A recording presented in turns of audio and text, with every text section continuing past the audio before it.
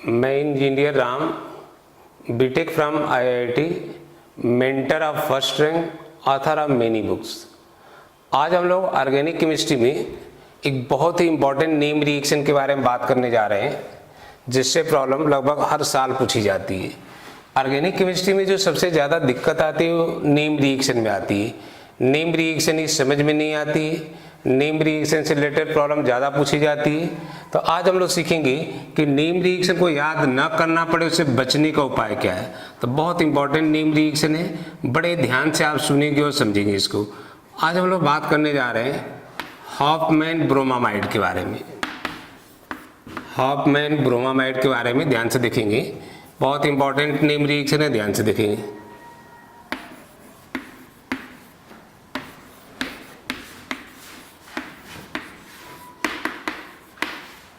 Hofmann bromamide के बारे में बात करेंगे हम लोग।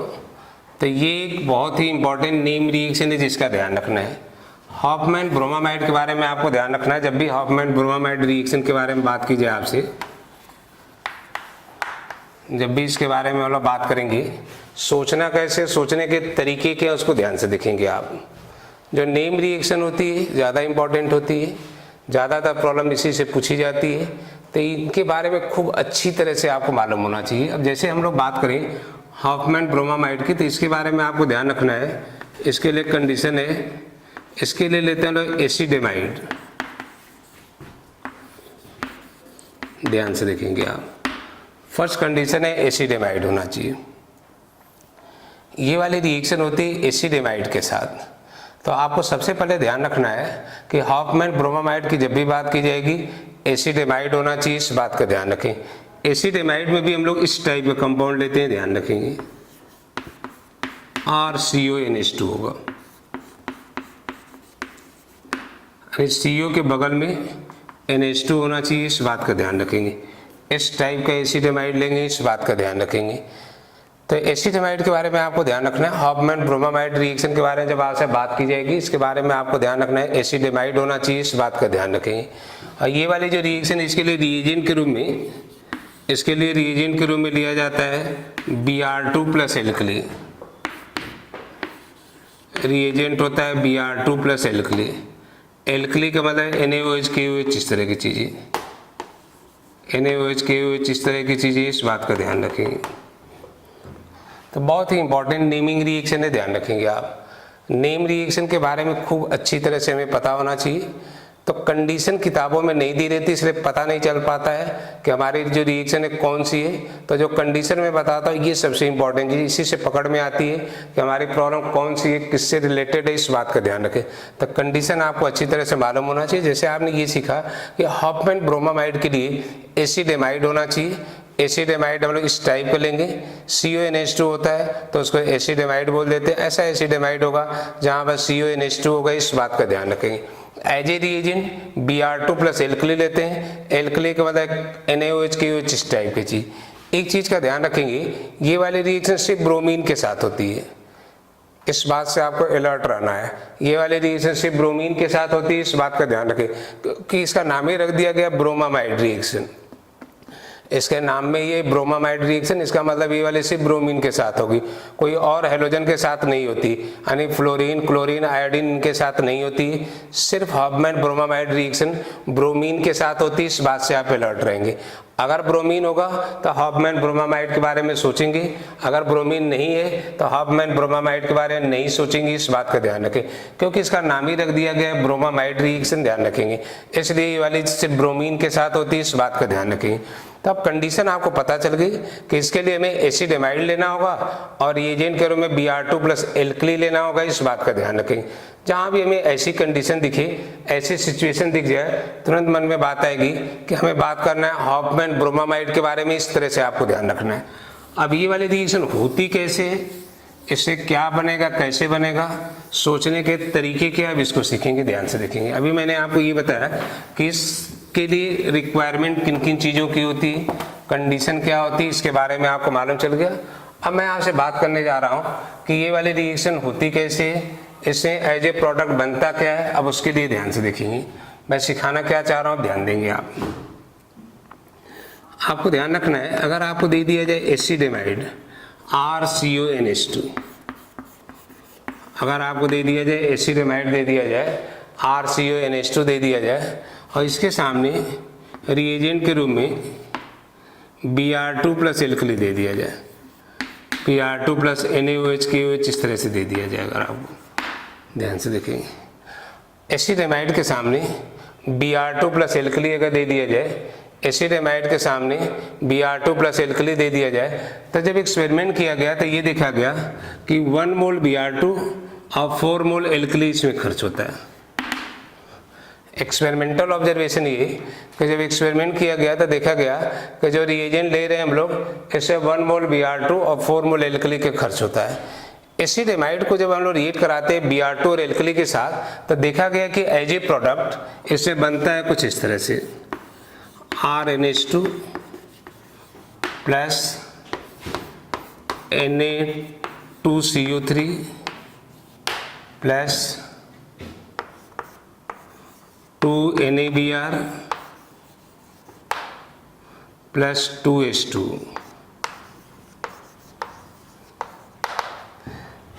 तो आपको ध्यान रखना है, जब एक्सपेरिमेंट करके देखा गया तो पाया गया कि ये सारी चीज़ें बनती, इस बात का ध्यान रखेंगे। तो हॉफमैन ब्रोमामाइड रिएक्शन में आपको ध्यान रखना है, इसका जो एक्सपेरिमेंटल ऑब्जर्वेशन है, एक्सपेरिमेंट करके देखा गया कि जब हम लोग एसिडेमाइड को Br2 प्लस एल्कली से रिएक्ट कराते हैं तो ये सब प्रोडक्ट बनते हैं, इस बात का ध्यान रखेंगे। ऑर्गेनिक केमिस्ट्री में खास बात है कि जो ऑर्गेनिक कंपाउंड बनते हैं उनको लिखना जरूरी होता है, दूसरे कंपाउंड लिखे न लिखे कोई फर्क नहीं पड़ता है, इस बात का ध्यान रखेंगे। तो आप देख रहे हो कि ये सब इस रिएक्शन के साइड प्रोडक्ट है, ध्यान रखेंगे ये सब ऑर्गेनिक कंपाउंड नहीं है, इसलिए रिएक्शन के साइड प्रोडक्ट है, इन्हें लिखे ना लिखे कोई फर्क नहीं पड़ेगा। ये मेन कंपाउंड बन रहा है, इसको लिखना जरूरी है, इस बात का ध्यान रखेंगे। तो मेन कंपाउंड के रूप में RNH2 का फॉर्मेशन हो रहा है, इस बात का ध्यान रखेंगे, इस तरह सोच लेंगे। अब आपको ध्यान देना है, खास बात है आपने ये देखा कि जहां पर CONH2 है, जहां पर CONH2 है, आपने देखा कि CONH2 की जगह NH2 आ गया, इस बात का ध्यान रखेंगे। CONH2 की जगह NH2 आ जा रहा है, इस बात का ध्यान रखेंगे, इस तरह सोच लेंगे। तो इसके बारे में आपको ध्यान रखना है, जब भी इसके बारे में बात की जाएगी, जब भी इसके बारे में सोचने के लिए बोला जाएगा, आपको ध्यान रखना है एसिडेमाइड होना चाहिए, Br2 प्लस एल्कली होना चाहिए। इस रिएक्शन को अगर ध्यान से देखें, तो खास बात है कि जितना एसिडेमाइड के अंदर कार्बन है उससे एक कार्बन कम का कंपाउंड बन रहा है, यहाँ पर ध्यान रखेंगे। यहाँ पर कार्बन डिक्रीज हो रहा है, कार्बन डिक्रीज होने की वजह से अगर हमें कोई ऐसी प्रॉब्लम दिया जाए जहाँ पर रिएक्टेंट से प्रोडक्ट साइड में कार्बन कम करना हो, तो इस रिएक्शन का हेल्प ले सकते हैं हम लोग। हमने देखा कि यहाँ पर जितना कार्बन इस कंपाउंड में होगा उससे 1 कार्बन लेस वाला कंपाउंड यहाँ पर बनना है, इस बात का ध्यान रखेंगे। यहाँ पर हम लोगों ने ये देखा RNH2 बन गया, एक प्राइमरी एमाइन का फॉर्मेशन हो जा रहा है, इस बात का ध्यान रखेंगे। प्राइमरी एमाइन में कन्वर्ट हो गया, इस बात का ध्यान रखेंगे। तो आपने ये देखा कि एसिडेमाइड से हमने प्राइमरी एमाइन का फॉर्मेशन कर दिया, एसिडेमाइड को प्राइमरी एमाइन में कन्वर्ट कर दिया, इस बात का ध्यान रखेंगे। तो यहाँ पर कार्बन कम होने की वजह से हॉफमैन डिग्रेडेशन भी बोल देते हैं, कार्बन डिक्रीज होने की वजह से, इस बात का ध्यान रखेंगे। तो सोचने का तरीका, स्टाइल आपकी ऐसे रहेगी, जब भी कोई प्रॉब्लम दी जाएगी अगर पता चल जाए कि हमारी प्रॉब्लम हॉफमैन ब्रोमामाइड वाली है तो ज़्यादा दिमाग नहीं लगाना है, CONH2 को रिप्लेस कर देना है और उसी की जगह हमें NH2 लिख देना है, इस बात का ध्यान रखेंगे। एज ए साइड प्रोडक्ट ये सब कंपाउंड बनेगी, इस बात का ध्यान रखेंगे। जो भी एल्कली यहाँ पर लिया जाएगा उसी हिसाब से जो साइड प्रोडक्ट होंगे उनके अंदर मेटल आ जाएंगे, इस बात का ध्यान रखेंगे, इस तरह सोच लेंगे। तब इस लायक आप बन गए हैं कि कोई भी इस तरह की प्रॉब्लम दिया जाए देखते डिसीजन ले लेंगे कब और क्या होगा, इस बात का ध्यान रखेंगे। मान लो आपको एक प्रॉब्लम दे दीजिए कुछ इस तरह से, अगर आपको एक प्रॉब्लम दे दीजिए कुछ इस तरह से, आपको एक कंपाउंड दे दिया गया, ये प्रॉब्लम आपके एग्जाम में पूछी जा चुकी है, ध्यान से देखेंगे। एक कंपाउंड दे दिया गया बेंजीन, बेंजीन के ऊपर दे दिया जाए CONH2, ध्यान से देखेंगे। बेंजीन दे दिया गया, बेंजीन के सामने दे दिया जाए CONH2, बेंजीन के ऊपर दे दिया जाए CONH2 और एज ए रिएजेंट दे दिया जाए Br2 प्लस KOH, Br2 और KOH हमें दे दिया जाए, as a reagent Br2 plus KOH दे दिया जाए। अब ध्यान से देखेंगे, जब भी कोई प्रॉब्लम दी जाए, अब आप इस लायक बन चुके हैं कि आपको कुछ याद करने की ज़रूरत नहीं है, सिर्फ हमें सोचने के तरीके सीखने हैं। अगर आपको इस तरह की प्रॉब्लम दे दी जाए कि बेंजीन दे दिया गया, बेंजीन के ऊपर CONH2 दे दिया गया, Br2 plus alkali as a reagent दे दिया गया है, मालूम है 1 मोल Br2 और 4 मोल एल्कली खर्च हो गए, इस बात का ध्यान रखेंगे। अब आपको मैंने ट्रिक्स बता रखी है, आपको मैंने ट्रिक्स सिखा रखी है कि जब भी कोई प्रॉब्लम दी जाएगी ज़्यादा दिमाग नहीं लगाना, बस हमारा काम ये है कि यहाँ से CONH2 हट जाएगा, एसिड एमाइड का CONH2 हटा देंगे और एसिड एमाइड के CONH2 को रिप्लेस करते हुए CONH2 को हटा करके इसके ऊपर लिख देंगे हम लोग NH2। जहाँ पर CONH2 इसकी जगह NH2 आ जाएगा, इस बात का ध्यान रखिए। तो ट्रिक्स मैंने आपको बता रखी है कि जब भी कोई प्रॉब्लम दी जाए ज़्यादा दिमाग नहीं लगाना है। हॉफमैन ब्रोमामाइड वाले जब भी कोई प्रॉब्लम दी जाएगी हमारा काम, हमारा एम सिर्फ है कि CONH2 को रिप्लेस करना है और CONH2 को हटा करके उसकी जगह हमें NH2 लिख देना है, इस बात का ध्यान रखेंगे। फिर एज ए साइड प्रोडक्ट इसमें हम लोग देख रहे हैं बन जाएगा K2CO3 plus 2 KBr plus 2H2, इस तरह से लिख देंगे, इस बात का ध्यान रखेंगे। जब भी कोई इस तरह की प्रॉब्लम दी जाएगी आप बड़े आसानी से सोच लोगे, लिख लोगे कब और क्या होगा, इस बात का ध्यान। तो हमने ये सीखा कि CONH2 को रिप्लेस कर देना है, CONH2 को रिप्लेस करके हमें NH2 लिख देना है। यहाँ पर हमने देखा KOH होने की वजह से यहाँ पर बन जाएगा K2CO3 KBr, इस तरह से आप ध्यान रखेंगे तो बड़े आसानी से आप डिसीजन ले लोगे कब और क्या बनेगा, इस बात का ध्यान रखेंगे। तब इस लायक आप बन चुके हो कि हॉफमैन ब्रोमामाइड से रिलेटेड कोई भी इस टाइप की प्रॉब्लम दी जाए आप बड़े आसानी से सोच लोगे कब और क्या बनेगा, इस बात का ध्यान रखेंगे। तो बहुत ही इंपॉर्टेंट नेम रिएक्शन है। जहाँ भी हमें एसिड एमाइड दिया जाए, एसिड एमाइड के सामने Br2 प्लस एल्कली दिखे तो सोचने का तरीका इस तरह से। कई बार इनके कोफिशिएंट पूछ लेते हैं। 2 साल पहले एक प्रॉब्लम यही पूछ ली गई थी कि Br2 और एल्कली जो है किस रेशियो में लेते हैं, 1:4 लेते हैं, 1:2 लेते हैं, 1:3 लेते हैं। तो ध्यान रखना 1 और 4 के रेशियो में लिया जाता है, इस बात का ध्यान रखेंगे, इस तरह सोच लेंगे। तो कोई भी इस तरह की प्रॉब्लम दी जाए अब आप बड़े आसानी से सोच लोगे, बड़े आसानी से आप लिख लोगे कब और क्या करना है, इस बात का ध्यान रखेंगे। तो आपने ये सीखा कि हॉफमैन ब्रोमामाइड के लिए किन किन चीज़ों की ज़रूरत है। हॉफमैन ब्रोमामाइड रिएक्शन के बारे में आपको ध्यान रखना है, इससे एज ए प्रोडक्ट कब और क्या बनेगा इसके बारे में आपको मालूम चला है, इस बात का ध्यान रखें। अब एक प्रॉब्लम और करेंगे हम लोग जिससे और अच्छी तरह से बात समझ में आ जाए। मान लो आपको दे दिया जाए कुछ इस तरह से, बहुत अच्छी प्रॉब्लम है, ध्यान से देखेंगे। बेंजीन दे दिया जाए, बेंजीन के सामने बेंजीन के साथ अगर दे दिया जाए CONH2,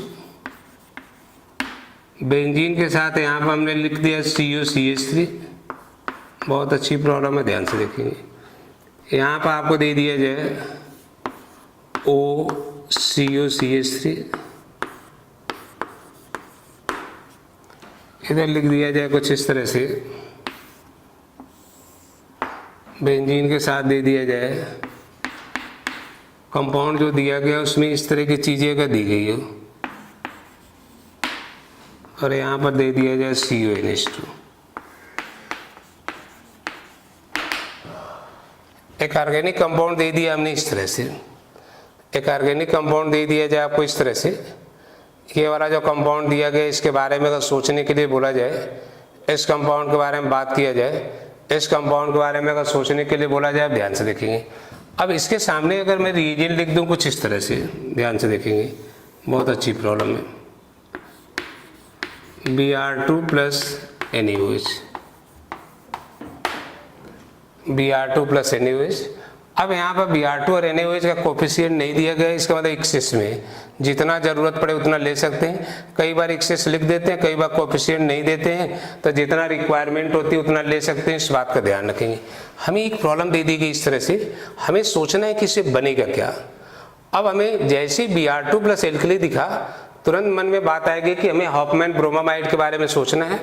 Br2 प्लस एल्कली को देखते ही तुरंत मन में बात आएगी कि हॉफमैन ब्रोमामाइड के बारे में सोचना है। आप ध्यान से देखेंगे, हॉफमैन ब्रोमामाइड के बारे में आपको मालूम है कि उसके लिए हमें एसिडेमाइड की जरूरत होती है। तो आपने देखा यहाँ पर CONH2 है, तो आपसे बोला जाए इसके साथ रिएक्शन होगी या नहीं होगी, तो आपका जवाब होगा इसके साथ हो जाएगी, क्योंकि यहाँ पर एसिडेमाइड है, इसमें कोई दिक्कत ही नहीं है। हॉफमैन ब्रोमामाइड रिएक्शन यहाँ पर हो जाएगी, इस बात का ध्यान रखें।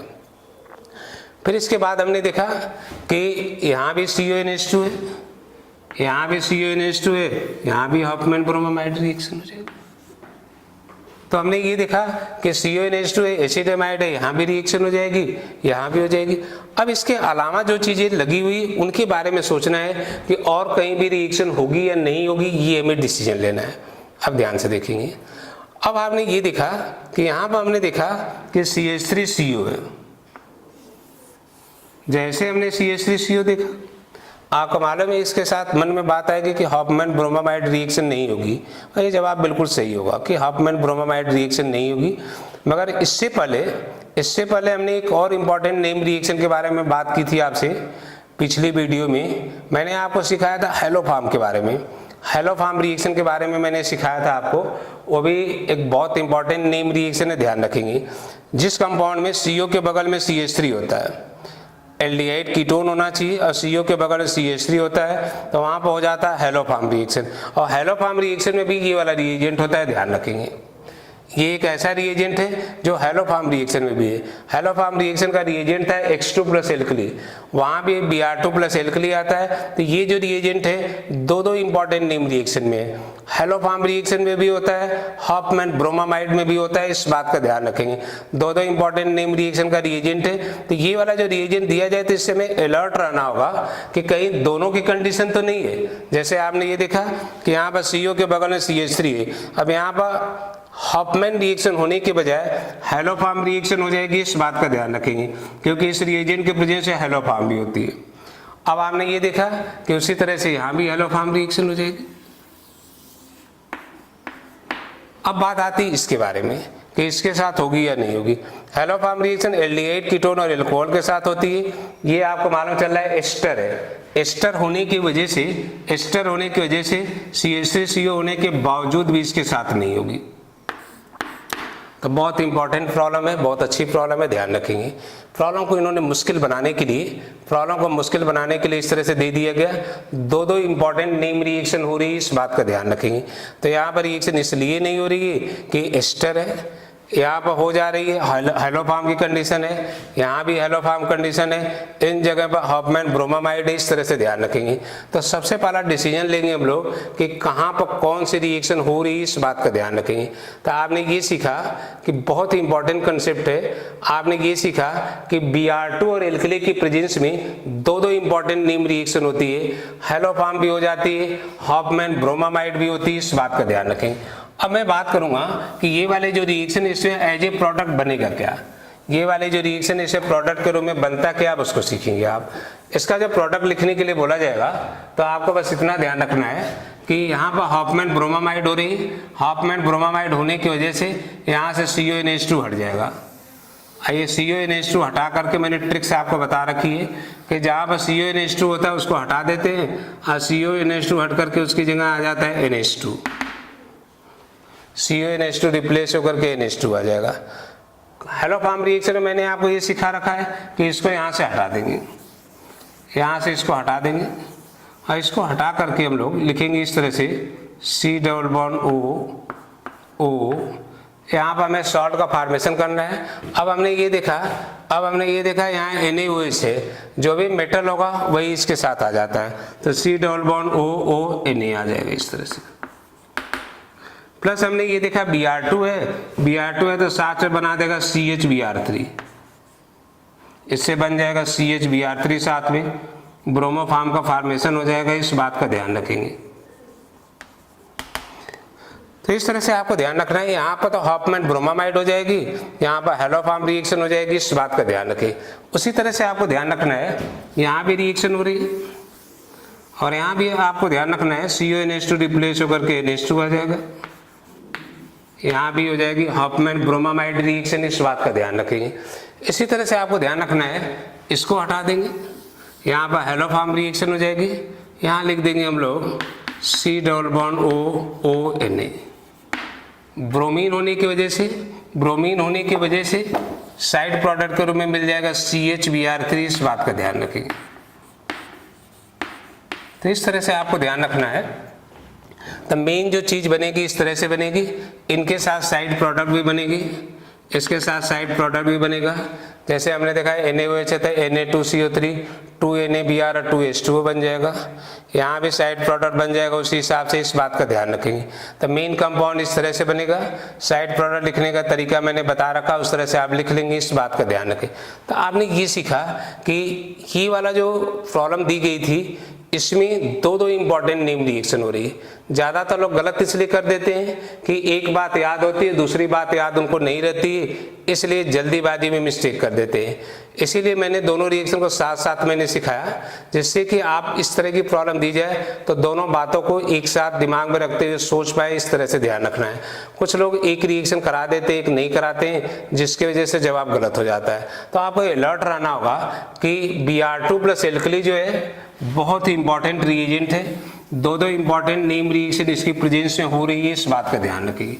आज के बाद कहीं भी Br2 और एल्कली हमें दिखे, आपको हमेशा उससे अलर्ट रहना होगा, हमेशा उससे सावधान रहना होगा कि ये वाला जो रिएजेंट है दो इंपॉर्टेंट नेम रिएक्शन करता है। अगर दोनों की कंडीशन सेटिस्फाई होगी तो दोनों नेम रिएक्शन हो जाएगी, एक कंडीशन सेटिस्फाई हो रही होगी तो एक नेम रिएक्शन होगी, इस बात का ध्यान रखेंगे। तो हमने ये सीखा कि आज के बाद कहीं भी Br2 प्लस एल्कली लिखा रहे रिएजेंट के रूप में, ध्यान रखेंगे इस बात का। बहुत इंपॉर्टेंट रिएजेंट है, ध्यान रखना आपको। आज के बाद आपको ध्यान रखना है कि ये एक बहुत ही इंपॉर्टेंट रिएजेंट है। जहाँ भी हमें Br2 प्लस एल्कली लिखा मिलेगा, किसी भी प्रॉब्लम में आपका Br2 प्लस एल्कली लिखा मिलेगा, तुरंत सोचेंगे भाई ये दो इंपॉर्टेंट नेम रिएक्शन करता है, हॉफमैन ब्रोमामाइड रिएक्शन और हेलोफॉर्म रिएक्शन। अगर दोनों की कंडीशन सेटिस्फाई हो रही होगी तो दोनों रिएक्शन हो जाएगी, एक की कंडीशन सेटिस्फाई हो रही होगी तो एक रिएक्शन होगी, इस बात का ध्यान रखेंगे। तो Br2 और एल्कली से आपको अलर्ट रहना होगा। इसके साथ हॉफमैन ब्रोमामाइड भी होता है और इसके साथ हेलोफॉर्म रिएक्शन भी होती है, इस बात का ध्यान रखेंगे। तो ये बहुत इंपॉर्टेंट बात है जिसका आपको ध्यान रखना है। दो इंपॉर्टेंट नेम रिएक्शन इसकी प्रेजेंस से होती है, इस बात का ध्यान रखें। तो रिएजेंट से हमें सावधान रहना होता है, अलर्ट रहना होता है। रिएजेंट को देखकर पता चलता है कि हमारी जो प्रॉब्लम है किस चीज से रिलेटेड है, इस बात का ध्यान रखेंगे। तो मैंने आपको ये सिखा दिया कि Br2 और एल्कली की प्रेजेंस में हॉफमैन ब्रोमामाइड रिएक्शन भी होती है, हेलोफॉर्म रिएक्शन भी होती है। कैसा रिएक्टेंट दिया गया है उस पर डिपेंड करेगा कि हमें क्या काम करना है, इस बात का ध्यान रखेंगे। दोनों को मिलाकर प्रॉब्लम भी बनाई जा सकती है, एक एक करके भी बनाई जा सकती है। किसी भी टाइप की प्रॉब्लम दी जाए उसके लिए मैंने ट्रिक्स बता दी, उसके लिए मैंने न्यू कंसेप्ट सिखा दिया। अब कोई भी इस टाइप की प्रॉब्लम दी जाएगी, आप बड़े आसानी से सोच लोगे, बड़े आसानी से आप लिख लोगे, कब और क्या बनेगा, इस बात का ध्यान रखेंगे। तो दोनों रिएक्शन में प्रोडक्ट लिखने के तरीके आपको मालूम चल गए। अब इस लायक मैंने आपको बना दिया कि हॉफमैन ब्रोमामाइड और हेलोफॉर्म से रिलेटेड कोई भी प्रॉब्लम दी जाए उसके बारे में सोच लोगे, उसको आप कर सकते हो, इस बात का ध्यान रखेंगे।